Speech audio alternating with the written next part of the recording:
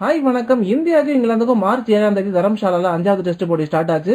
இந்த போட்டியில toss win பண்ணி முதல்ல பேட்டிங் செஞ்ச இங்கிலாந்துக்கு பிச்சில குல்தீப் யாதவோட பால் என்ன செய்யுதுன்னே தெரியாம தடுமாறிட்டு இருந்தாங்க. இதனால வரிசையா 5 முன்னணி பேட்ஸ்மேன்கள் விக்கெட்களை அவர்கிட்ட கொடுக்க, அடுத்து வந்த ரவிச்சந்திரன் அஸ்வின் கடைசியா 4 விக்கெட்களை வீழ்த்தினதுனால இங்கிலாந்து அணி ஃபர்ஸ்ட் இன்னிங்ஸ்ல 218 ரன்களுக்கு ஆல் அவுட் ஆயிட்டாங்க. ஆமாப்பா, நம்ம ஊர் ஆட்டோக்காரங்க மாதிரி பால் எந்த பக்கம் போகுதுன்னே தெரியலப்பா. குல்தீப் யாதவ் மொத்தமா 15 ஓவர்களை போட்டு 72 ரன்களை விட்டு கொடுத்து 5 விக்கெட்களை கைப்பற்றிருக்காரு. இப்ப இந்த நிலையில இங்கிலாந்து அணியோட முன்னாள் வீரரான ஓவேஷா குல்தீப் யாதவ் பத்தியும் ரோஹித் சர்மா பத்தியும் என்ன சொல்லிருக்காருன்னா, இன்றைய நாள்ல நம்ம ரோஹித் சர்மாவை பாராட்டணும்னு நான் நினைக்கிறேன். இந்தியா எப்பெல்லாம் 3 ஸ்பின்னர்ஸோட விளையாடுறாங்களோ அப்பெல்லாம் ரோஹித் சர்மா முதல்ல ரவிச்சந்திரன் அஸ்வின் மற்றும் ரவீந்திர ஜடேஜா கிட்ட போயிட்டு தான் கடைசியா குல்தீப் யாதவ் கிட்ட வருவாரு. ஆனா இந்த மேட்ச்ல எடுத்ததுமே குல்தீப் யாதவ் கிட்ட பால கொடுத்து இந்த ஆடு காலத்துல என்ன செய்ய முடியும்னு காட்ட சொன்னாரு. கேப்டன் கேட்ட மாதிரி 5 விக்கெட்களை கைப்பற்றி குல்தீப் யாதவ் அசத்தி இருந்தாரு. இதனால நம்ம குல்தீப் யாதவை விட ஆன்ஃபீல்ட் கேப்டன்ஷிப்ல மிக சிறப்பா செயல்பட்டு இருக்கிற ரோஹித் சர்மாவை தான் பாராட்டணும்னு ஓவைஷா தெரிவிச்சிருந்தாரு. சோ எங்களை கட்டம் கட்டி முடிச்சது குல்தீப் யாதவ்ல ரோஹித் சர்மா தான் வெளிப்படையா சொல்லிருக்காரு. போற போக்கு பார்த்தா இந்த மேட்ச கூட இந்தியா வின் பண்ணிடுவோம் போலயே.